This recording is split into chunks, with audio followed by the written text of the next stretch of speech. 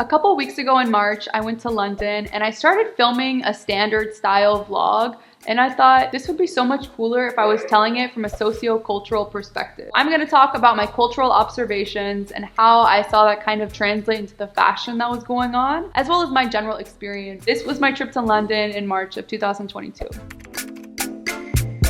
First of all, when I got to London, they just lifted the mask mandate in the UK. So everyone was in such high spirits. I think after these past couple years of lockdown and just everything that's happened, people were thrilled to finally be outside. It literally felt like pre-COVID, and there was some sexual tension going on. I saw a lot of flirting. I'm married, so I don't partake, but I saw it. And I'm sure in your city too, you can feel that, you know? So it was a really special cultural moment, specifically in the UK, because the masks were totally off. Another aspect I found really interesting was the commercialization of the Russian-Ukraine war. I saw sentiments for Ukrainian solidarity on pins, I saw on clothing, I saw them on signs in shops. It really added to this overall anti-war sentiment that definitely, I think, reflected in the fashion, which I'll get to. Art in the city focused on a few main ideas. I saw some particular focus on technology and surveillancing. There was this installation piece in the city center, and I actually took a picture of it, posted it on my Instagram story, and asked people how they interpret it. First thought this was ice cream or whipped cream with a fly on it, and then someone pointed out this is a drone. So that's when we connected, okay, there's a conversation here about surveillancing, which in the UK is very intense. I think they even have a TV show where they show how fast they can track somebody anywhere in the UK due to their surveillancing. So it's really interesting, I think, the dialogue on how we're using technology, and maybe a sentiment of feeling like there's not a lot of control over our lives. Another idea I saw reflected in the art is the conversation on female empowerment, showing that through wearing less clothes, celebrating the natural female form, and questioning what gender roles are. And finally, the last aspect that I think was affecting the culture and the overall energy of my trip there was, of course, the weather. Like, weather plays a big part. The seasons play a big part. It was changing into spring. People were so excited to, get their spring wardrobe out. It was a very optimistic feeling. So, and there was just a lot of sunny days, and it definitely added to the experience and compounded all of these things together for what I saw in the fashion and kind of how the experience was overall. There was a few different styles that I saw out there, but one of the big ones was cargo pants, which everyone's talking about, or the wide leg denim with Nike Air Force Ones. So why is this style so popular now? I think it's very reflective of the times. For one, it's a unisex style. So I'm seeing guys and girls wear this style. And that's in line with the conversation on gender norms that's happening in the UK. It's a middle class aesthetic as well. It's very comfortable. I went into Diesel, and I think Diesel really hit the nail on the head with their aesthetic and just its relevancy. They had these modern work clothes in these t-shirts with interesting seam lines. They had colorful cargo pants. I saw a pink pair. And the male and female styles are actually quite similar in a lot of ways. And what's interesting is this is what people were really wearing. This isn't just an idea that certain people were wearing. A lot of people were wearing this style, and both genders. I don't know if it's been that common in the past for both genders to rock a certain aesthetic at the same exact time. The other major idea that I saw reflected in fashion was this nostalgic 70s hippie aesthetic. It included florals, crochet, wireless bras, a lot of color, and I think this is really reflective of the anti-war sentiment going on, as well as the general optimism with masks off, COVID-19 kind of in this new chapter that's not as serious. I also saw this trend reflected in makeup. This beautiful young woman was kind enough to let me talk about her natural look. Yeah, I saw like a video of Kendall Jenner, and she just put blusher on her cheeks and then the same on her eyes. Yeah, it brightens your face a lot. Thank you. It's super easy in the morning because I get up early for work. So I really love it. Thank you. And in line with this fashion idea is the conversation of female form and celebrating natural beauty. I saw period cupping being sold, which is like, it's that, if you don't know what it is, just look it up. I think it's called period cupping, but yeah, I won't go into it. I saw a lot of breasts. I saw breasts on Oh, it's gonna sound, take that soundbite. I saw many breasts. So I saw many breasts on like home items, mugs. I saw them on shirts, tote bags, like there's breasts everywhere in the UK, especially in London right now. And again, that's very much in line with celebrating the natural female form. Yeah, it's just, it's in your face. And it's just, for me, coming from Dubai, which is in a really different place culturally, obviously, it was like shocking to see so much public nudity.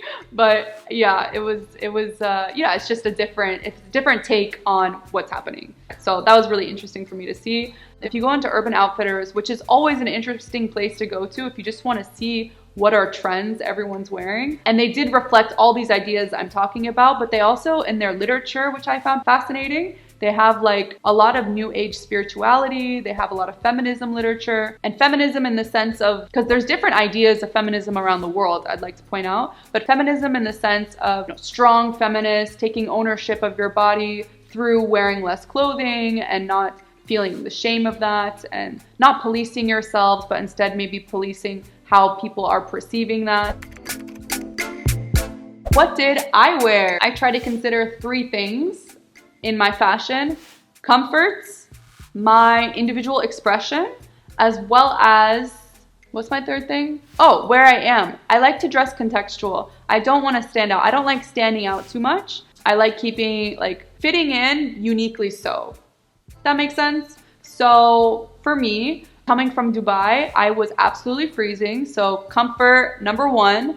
I even got these like 15 pounds earmuffs, and it was a hit. It was a moment.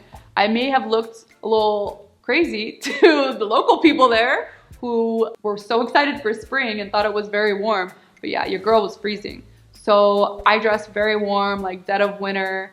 I had these 2 staple jackets I wore. One of them was a Victoria Beckham Reebok collaboration, puffy jacket, and it was beige. So I like having a lighter jacket and a darker one. The other jacket I had was a black leather oversized coat. The brand was Philosophy di Lorenzo Serafini. And I also wore these wide-legged leather pants. So the wide leg trend was definitely in, and I saw other people getting into leather too. So I felt like I belonged. I felt like I fit in. For shoes, I also went in with the Air Force One trends. And I think it just, like, I fit in. I also looked a little like I'm not from here. Yeah, I blended, I think. I didn't attract too much attention, but I was comfortable. That's what matters. I try to like dress somewhat modestly, and I try to be comfortable and, yeah, fit in, but also look a little special in a way. If ever, by the way, you want to see what I'm wearing in different places, check out my Instagram, because then I post it rather immediately. You don't have to wait for the YouTube video. Also, just support my Instagram.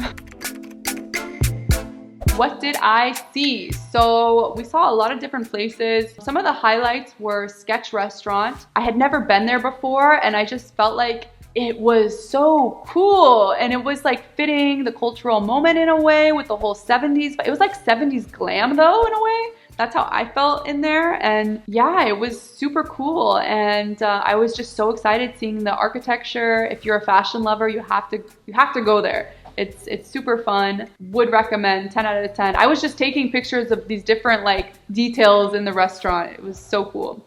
The food, not that great, but if you like visual aesthetic and just appreciating that, definitely go. I went to Carnaby Street. I feel like that's something like you got to do as a tourist, I guess. But for me, I'm also like a history lover, fashion history lover, and there's so much fashion history there. So I just like going in the shop, seeing what they're selling. I went kind of early in the morning though, so there weren't so many people. I feel like maybe if you're from London or something, you don't like Carnaby Street. I got a vibe that people either love it or hate it.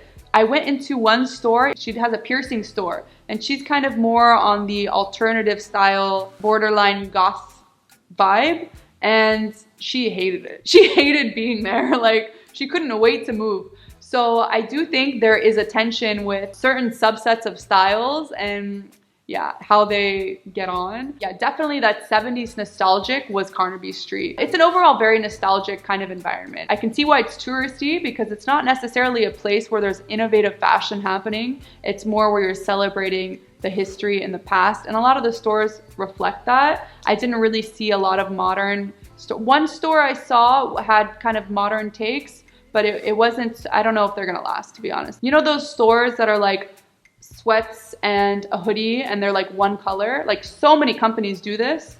It was a store like that, and I just didn't. I hate to be rude, but I don't think they're that different to be on Carnaby Street. So yeah, that was Carnaby Street. I think it's just something to see, as if you like history and like fashion history, but you don't need to spend a ton of time there. We also went to Skyview. I don't know if you've heard of it. It's this place where you stand in a ridiculously long line to get a great view of the city. For me, coming from Dubai, look, we have great views.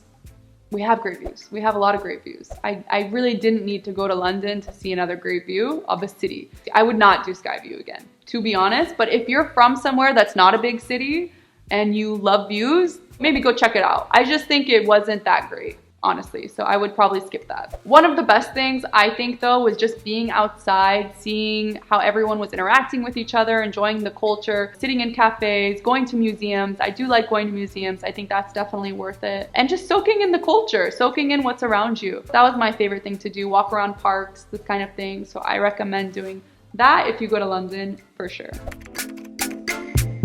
In conclusion, I had a great time in London.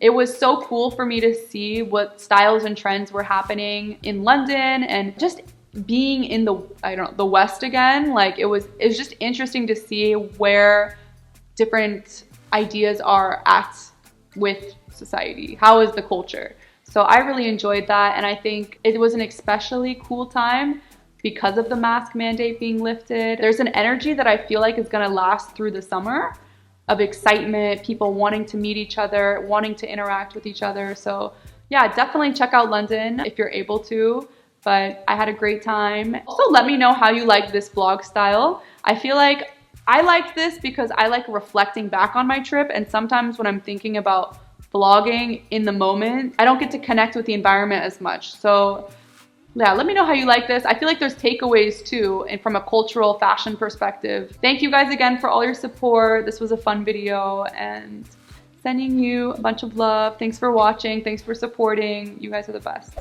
Subscribe, like, comments, all that. Okay, later guys.